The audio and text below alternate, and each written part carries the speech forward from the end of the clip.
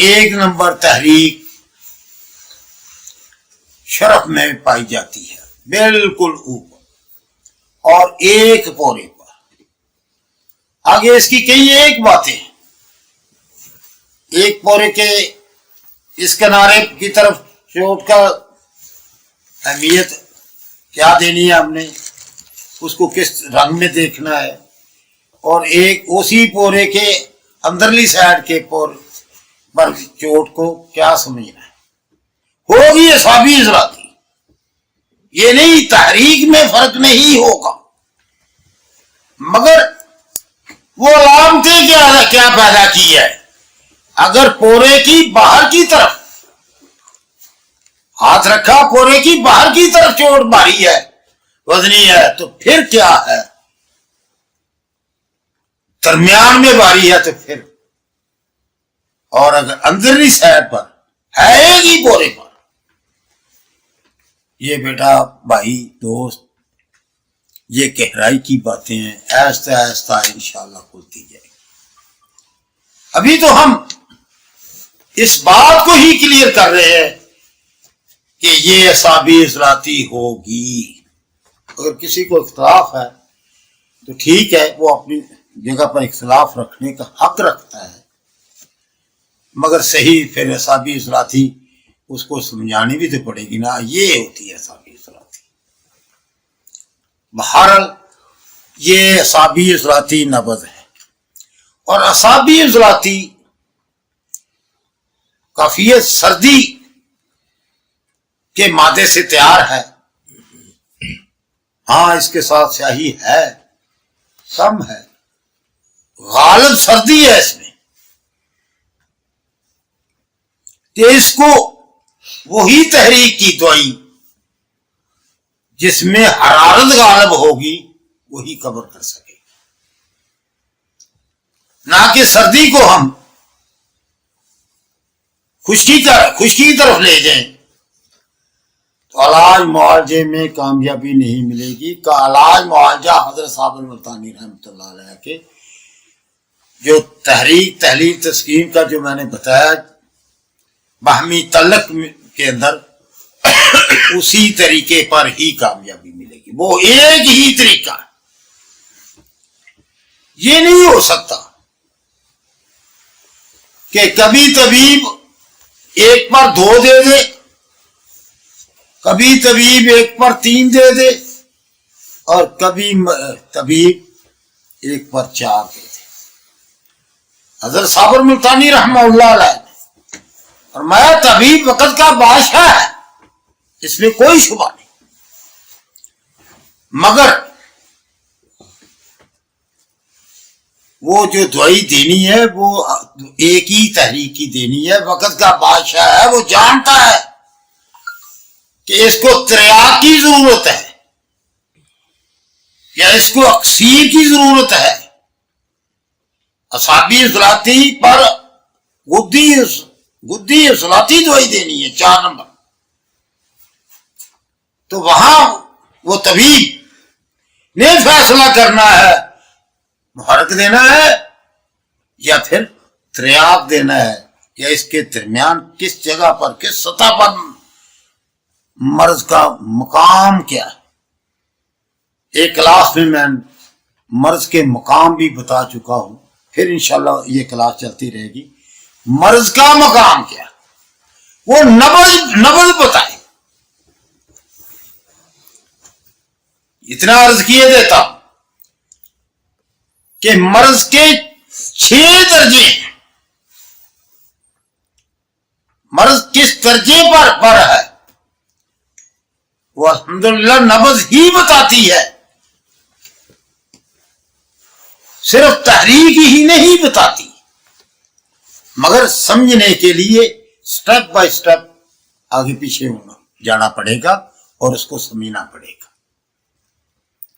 یکدم ہر چیز سمجھ میں نہیں بھی بیٹھتی، انشاءاللہ پھر کبھی مرض کے جو ہے ادوار کتنے دور ہے اس کے، وہ عرض کر دیے جائیں گے تو یہ نہیں سمجھنا چاہیے کہ یہ طبیب جو ہے بادشاہ ہے، تو بادشاہ تو پھر بادشاہ ہی ہوتے ہیں نا، جو چیز کرتے، اس کا دل کرے تو ایک ہی بجائے چھ پر علاج کرنا شروع کر دے، وہ کہے کہ میں بادشاہ ہوں۔ بادشاہ بننے کے بھی کچھ اصول ہوتے ہیں، تب ہی بادشاہ رہتے ہیں، نہیں تو بہت ساری گرتی ہوئی دیکھی ہیں۔ بہرحال ایک بولے شرم میں اوپر جو نبض ہوتی ہے وہ اعصابی اصلاحاتی ہوتی ہے، تو مرض تحریک اپنی شدت لے کر پیدا کرتی ہے، یا مرض ردی الوزن پر پیدا ہوتا ہے، جب اس کی عمر کے مطابق، جو کسی کی عمر کے مطابق نبض نہ ہو اس کو ردی الوزن کہا جاتا ہے۔ آج تو ماشاءاللہ میں اپنے ایک دوست کی پڑھ رہا تھا کہ ان جو نبض کے انداز ہیں 9 باقی اور 9 میں وہ 2 3 جو بتائے جاتے ہیں کہ اس کے اتنے انداز ہیں، اس کے اتنے انداز ہیں، تو وہ ان کو تحریکات دے رہے تھے۔ جی نہیں، نبض کے اپنے اندر مرض کے درجے کے لحاظ سے وہ انداز در کرتے ہیں کہ داخل ہوتے جائیں گے۔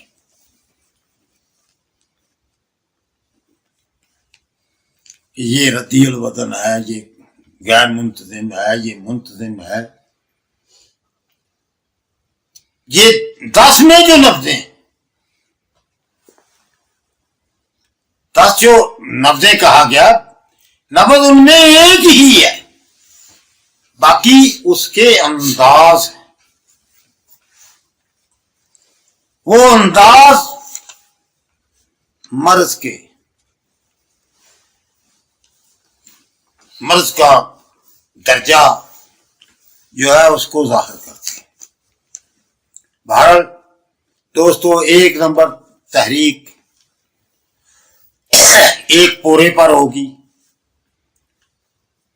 اور اس کا جو یہ بتاتی ہے وہ یہ ہے کہ سردی کا مادہ بڑھ گیا ہے۔ وہ کیسے بڑھ گیا ہے؟ وہ حضرت صابر ملتانی رحمۃ اللہ علیہ نے 3 باتیں کہی ہیں: کیفیاتی، نباتاتی، حیواناتی، یہ کھانے، نباتاتی، جماداتی، نفسیاتی۔ اس کے وہ 3 وجہ بنتی ہیں۔ ماحول اس کا وہ ایسا ہے کہ اس میں وہ اتنا تنگ آ گیا، کوئی مرض کا شکار ماحول کر دیتا ہے۔ کچھ اس کی نفسیات ایسی بن گئی ہیں جن پر چلتے چلتے وہ ایسی شدید مرضوں میں خفیف سے شدید تک پہنچ جاتا ہے۔ کچھ اس کا مادیاتی معاملات ہوتے ہیں، کچھ کھانے میں کچھ چیزوں کا ایسا شوق رکھتا ہے کہ اس کو وہاں تک وہ پہنچ جاتا ہے۔ جب سردی کے مادے والی چیزیں کائنات میں جتنی بھی ہیں، اعصابی اصلاحاتی چیزیں، جب ان کی زیادتی ہوگی یہ تحریک شدت لے لے گی کہ وہ کھانے سے وہ جسم میں وہ جمع ہوتی جائے گی، وہ رکتی رہے گی، مسلسل وہ اعصابی اصلاحاتی چیزیں لے رہا ہے، دودھ پی رہا ہے، کھیر کھا رہا ہے، کسٹرڈ کھا رہا ہے، بہت سارے پھل ایسے ہیں ان کو لے رہا ہے، مسلسل اعصابی اصلاحاتی کی طرف ہے، تو وہ مادہ شدت لے کے اپنے عضو کو کی تحریک کو بڑھا دے گا۔ اس کا عضو جو ہے اعصابی اصلاحاتی کا تعلق جس کے ساتھ ہے، اعصاب، حکم اور سانس، اس وقت اصحاب حکم رسان شدت میں ہوں گے. وہ اپنا کام کچھ زیادہ کر رہے ہوں گے. اس کے کام کیا ہے اس پر انشاءاللہ آپ کچھ کو آگے کہیں تھوڑی دیر سے بعد یہ بنے کہ میں 11 بجے تقریر ختم کروں گا تو 11:30 کو آپ مل جائیں گے. مطلب کچھ وقت لگے گا, وہ سارا اس کی مل جائے گا کیا ہے کیسے ہے. تو یہ اصحابی اصلاحی کا ہے. اور جو حضرت صابر ملتانی رحمۃ اللہ علیہ نے کمال کیا کہ ان کو 2 حصوں میں بانٹ دیا, ہر حزب کی 2 تحریکوں کو, ایک کیمیائی اور ایک مشینی. کیونکہ مشینی تحریک ہے, حزب کی دوسری تحریک ہے. ہر حزب کی 2 تحریکیں ہیں. تو ہر حزب کی پہلی تحریک کیمیائی ہوتی ہے, دوسری تحریک مشینی ہوتی ہے. یہ مشینی طور پر جب یہ شدت لے گی تو یہ قدرت جاذبہ حرارت کو مار دے گی, اس کے مادے کو نکال باہر کرے گی, قدرت جاذبہ بیمار ہو جائیں گے, جس کو ہم عرف عام میں تحلیل کہتے ہیں. مشینی تحریک تحلیل پیدا کر دے گی اور اصحابی اصلاحی مشینی تحریک ہے. یہ گدی اصلاحی تحریک کہ عضو کے لحاظ سے وہ قدرت جاذبہ کی تحریک ہے. قدرت جاذبہ کو یہ غالب آئے گی, اس کو مغلوب کر کے تحلیل پیدا کر کے کہ اس کی غذا ہے حرارت کی, اس کو نکال باہر کرے گی, اپنی سردی کو غالب کرتی چلی جائے گی, اس میں تحلیل پیدا کر دے گی. جب طبیب اصحابی اصلاحی تحریک کو دیکھے گا اور سامنے رکھے گا تو اس کی تحلیل کو سامنے رکھے گا. تو اتنا آسان ہو گیا فلاح میں تحلیل ہے, تو اس تحلیل کو روکنے کے لیے کہ اس کے پاس قدرت جاذبہ کے پاس اپنا مادہ نہیں رہا, وہ کام بھی کر سکے, اپنی غذا بھی نہیں رہی اس, تو اس کو گدی اصلاحی غذا و دعا گدی اصلاحی ہی دی جائے گی. تو اس کا مادہ اس کو ملنا شروع ہو جائے گا, آہستہ آہستہ وہ تحلیل سے نکل جائے گا, اور یہ جو سردی ہے اس کو مغلوب کر لے گا. یہ ایک دوسری سردی اور گرمی ایک دوسرے کی ضد ہے. اللہ نے کائنات کو ضد پر چلایا ہے. تو جب سردی بڑھے گی حرارت کو مات دے گی, جب حرارت بڑھے گی گرمی جس کو کہتے ہیں پنجابی میں بڑھے گی تو سردی کو مات دے دے گی. یہ اگر سردی اصحابی اصلاحی ضد 4 کی ہے تو 4 ہی ضد اصحابی اصلاحی کی ہے. یہ نہیں ہے کہ یہ اس کی ضد ہے اس کی نہیں, یہ مقابل ایک دوسرے کے مقابل آتی ہیں, ضدین ہیں ایک دوسرے کی. یہ اور کو کسی کو کچھ نہیں کہے گی, یہ آپس میں ہی لڑائی کریں گی.